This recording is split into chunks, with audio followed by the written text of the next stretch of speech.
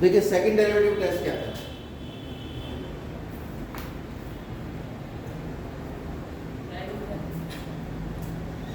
Second derivative test है, अगर हमारे पास कोई फंक्शन एफ एक्स है, वट एवर जो भी है, चाहे वो ट्रिग्नोमेट्रिकल है, लॉगरिथम है, एक्सपोनेंशियल है, इससे हमें कोई मतलब कोई फंक्शन अगर हमें दिया है तो हम पहले उसका डेरिवेटिव निकालेंगे फर्स्ट स्टेप में, और डेरिवेटिव निकालकर जीरो के इक्वल। यहाँ से वैल्यू निकल कर आएगी किसकी, फाइंड एक्स की वैल्यू निकल कर आएगी। ठीक, ये जो वैल्यूज हैं ये क्या कहलाएंगी, क्रिटिकल वैल्यू क्या कहलाएंगी, या फिर इन्हें हम क्रिटिकल पॉइंट भी कहेंगे। ठीक, जस्ट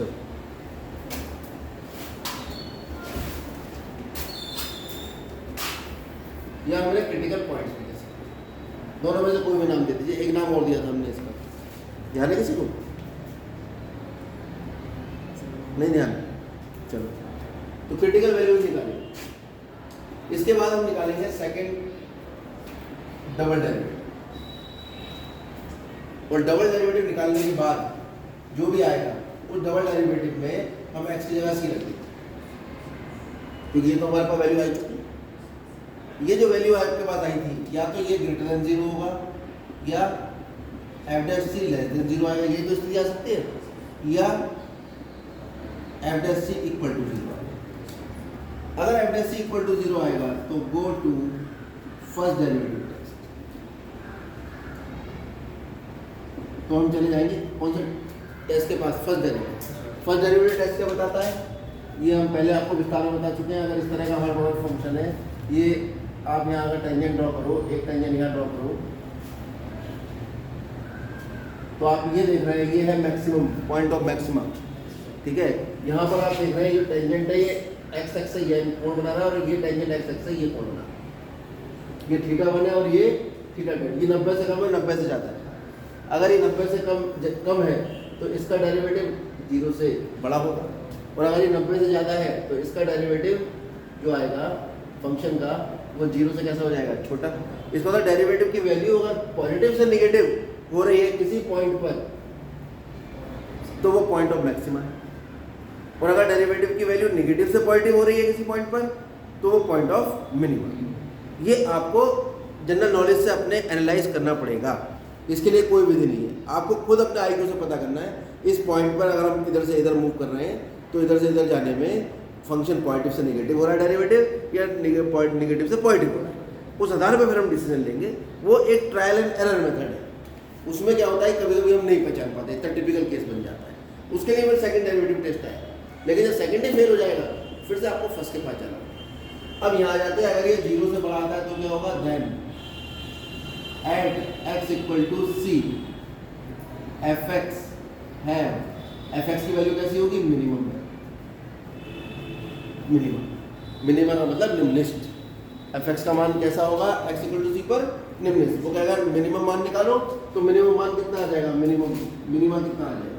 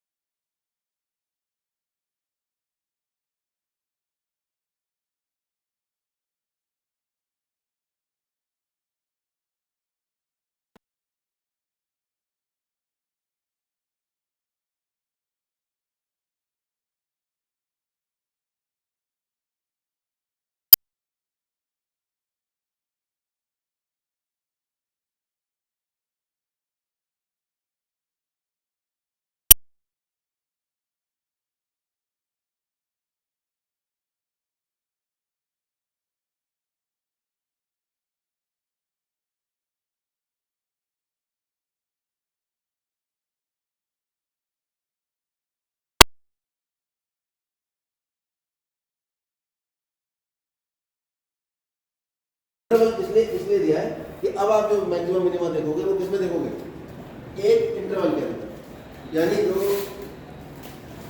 पूरी वर्किंग है हमारी वो अब एक इंटरवल में सीमित हो जाएगी, माइनस इन्फिनिटी से प्लस इन्फिनिटी तक नहीं चलेगी। चलिए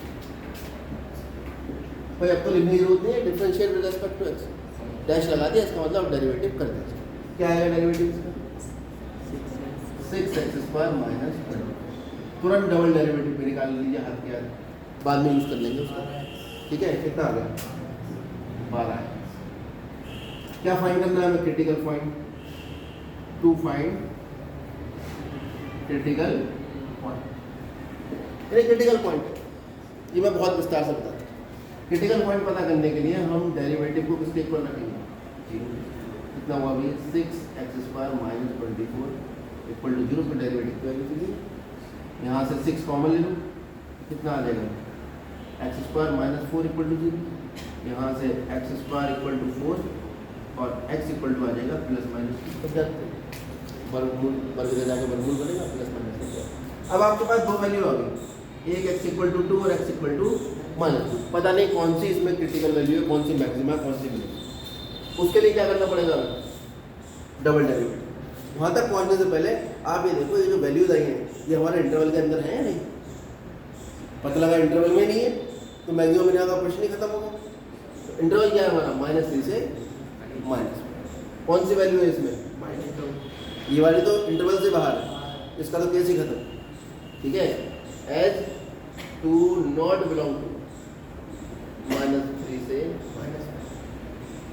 एंड -2 बिलोंग टू -3, तो हम कौन सी वैल्यू पे काम करेंगे,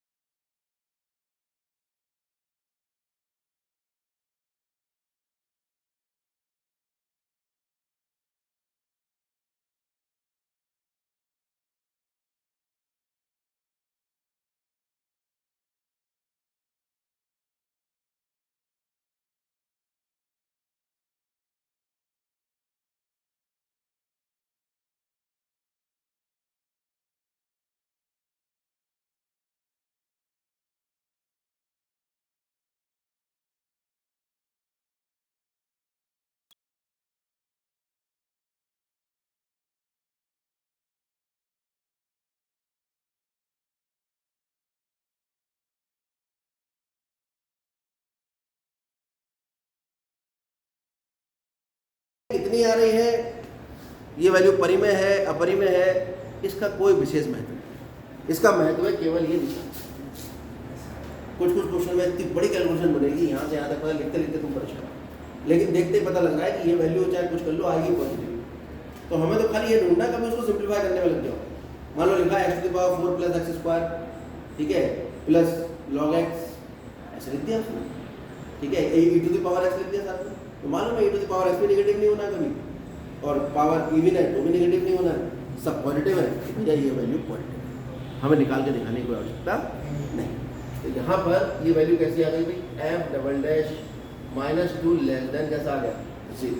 सो कौन सा test, by second derivative test. क्या कहता है सेकंड डेरिवेटिव टेस्ट, कहता है भाई at x equal to -2 on fx have, कैसी वैल्यू होगी इसकी, मिनिमम मैक्सिमम, मैक्सिमम। यहाँ देख लो, अगर लेस देन 0 है, 0 से कम है, नेगेटिव ही 0 से कम होता है, तो वैल्यू कैसी होगी, मैक्सिमम। और अगर आपको मैक्सिमा निकालना है तो मैक्सिमा फंक्शन की वैल्यू निकलेगी कहाँ पर, जो हमने क्रिटिकल पॉइंट निकाला है। तो फंक्शन क्या है हमारा,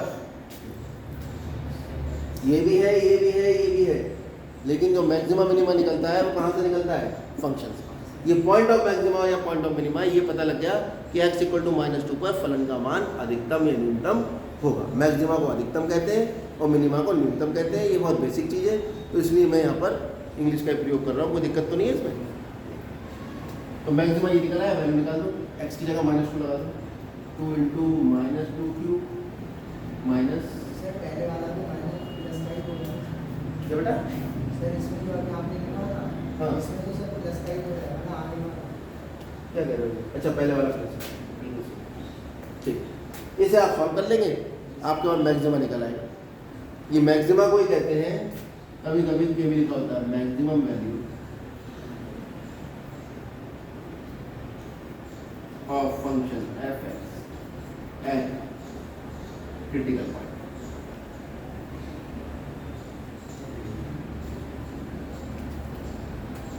जो कहाँ से आता है? Which comes which is solution of f dash x equal to, यानी जो एफ डैश एक्स डेरिवेटिव है उसको जीरो के बराबर रखते हैं, वहाँ से जो एक्स के मान आते हैं वो एक्स के मानों पर इस फलन एफ एक्स का मान अधिकतम होगा। कहाँ से पता लगा? Second derivative. चलिए और आगे बढ़ते हैं।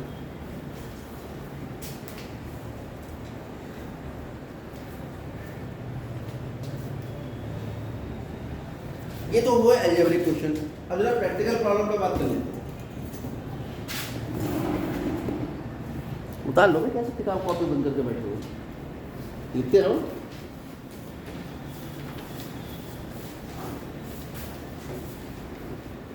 जैसे 19वां सवाल है, बोर्ड में इसी तरह के सवाल आते हैं जो मैं लिखने जा रहा हूँ। मेंसुरेशन मजबूत होनी चाहिए सभी की।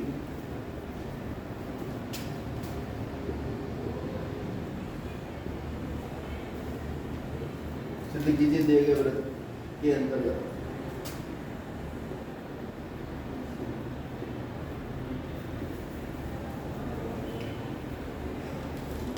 सभी आयतों में वर्ग का क्षेत्रफल उच्चतम होता है। जल्दी जल्दी लिखते हैं। अब आप समझिए, वो कह रहा है कि जब आप एक वर्ग बनाते हो,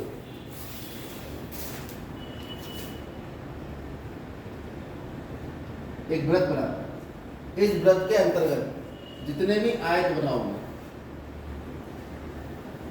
करोड़ों बनेंगे, अनगिनत बनेंगे, करोड़ों भी कहना गलत है, अनगिनत आयत बनेंगे। वो सारे आयत जो बनेंगे उनमें से जिन आयत का क्षेत्रफल अधिकतम होगा, उच्चतम होगा, वो सारे के सारे वर्ग होंगे, यानी उनकी लंबाई उनकी चौड़ाई के बराबर आएगी। अगर आप वृत्त के अंदर आयत बनाते हो तब। अच्छा, वृत्त के अंदर अगर आयत बनाओगे तो प्रत्येक कोण कितने डिग्री होगा? 90। तो अगर आप इसका विकर्ण बनाओगे तो अर्धवृत्त में स्थित कोण 90 होता है, और अर्धवृत्त तभी बनता है जब वृत्त का व्यास होता है। इसका मतलब आयत का जो विकर्ण होगा वो क्या बन जाएगा? वृत्त का व्यास। ये अंडरस्टूड बात है। ये सब बातें बहुत सारी मैं यहाँ पर नहीं लिखूँगा, तो मैं केवल इतना लिखूँगा ए बी सी डी एक वृत्त के अंतर्गत बना क्या है? आयत है जिसका कौन विकर्ण AC क्या होगा? वृत्त का क्या होगा? व्यास। जब व्यास है तो कहीं ना कहीं वृत्त का केंद्र भी होगा। अब इसने एक शब्द बोला है, दिए गए वृत्त। क्या बोला है? जो चीज़ दी होती है वो कांस्टेंट होती है, उसका डेरिवेटिव 0 होता है। अगर उसने दिए गए वृत्त का है तो वृत्त कैसे बनता है? जब त्रिज्या पता हो, यानी आपको क्या दिया है उसने? त्रिज्या, ठीक है, वृत्त का व्यास। तो वृत्त का व्यास कितना आ जाएगा ये बताओ? माना वृत्त की ज्ञात त्रिज्या उसने कह दिया है कि दिया गया वृत्त A है। अब A का मान कुछ भी, अब देखो यहाँ पे कंफ्यूजन है। एक तरफ तो हम कह रहे हैं A का मान कुछ भी हो, A का मान कुछ भी होगा तो क्या होगा? A वेरिएबल है। लेकिन हम क्या कह रहे हैं कि A कांस्टेंट है। क्यों? क्योंकि यहाँ पर इसने शब्दावली का प्रयोग किया है, दिए गए वृत्त। इसका मतलब जो वृत्त का व्यास है वो ज्ञात है, चाहे वो कुछ भी हो, और उसका मान तो उसने बताया नहीं, ठीक है। तो हमने उसका व्यास को A मान लिया, यानी अगर A होगा तो पूरे सवाल में हम वृत्त के व्यास का, अगर A का मान 5 है तो 5 पर ही काम करेंगे। उस सवाल के अंदर A का मान में कोई परिवर्तन नहीं होगा, वो कांस्टेंट। जो कैसा होगा? जो कैसा होगा? नियतांक है। इस पर मैं बार बार क्यों जोर दे रहा हूँ? क्योंकि नियतांक का डेरिवेटिव कितना होता है 0। अगर वेरिएबल है तो उसका डेरिवेटिव 0 नहीं होगा। y का डेरिवेटिव करोगे dy अपॉन dx आ जाएगा, x का डेरिवेटिव करोगे 1 आ जाएगा, a का डेरिवेटिव करोगे तुम कहोगे dA बटे dt लिख देते हैं। लेकिन a कैसा है कांस्टेंट नियतांक है, जो चीज़ सवाल में दी गई होती है वो नियतांक बन जाती है, उसका डेरिवेटिव 0 हो जाता है। ये इन सारे सवालों का बेसिक कंसेप्ट है। जिस बच्चे को ये पता लग गया कि क्या नियतांक है और क्या वेरिएबल है वो 100% इन सब सवालों को समझ जाता है। कन्फ्यूज़न वही होता है जब वो नियतांक को मानता तो ए है लेकिन उसको वेरिएबल की तरह सोचने लगता है और दिमाग लगाता है, लगाना भी चाहिए, भाई ये तो वेरिएबल है, और अगर नियतांक होता तो गिनती होती। ठीक है, जैसे आप ऐसे समझ सकते हो ax² plus bx plus c बराबर 0। इसमें x जो है वो कैसा होता है वेरिएबल, वेरिएबल का मतलब चर। और abc कैसे होते हैं, अच्छा इनका भी तो मान नहीं पता है, सेम यही कंडीशन लगती है। अब आप हो सकता है आपके दिमाग में थोड़ी तस्वीर बन गई है। चलो अब अगर ये वृत्त का व्यास ये है तो वृत्त का व्यास कितना आ गया, जो त्रिज्या को a मानोगे तो व्यास कितना आएगा 2a। अब आयत का मान लो, माना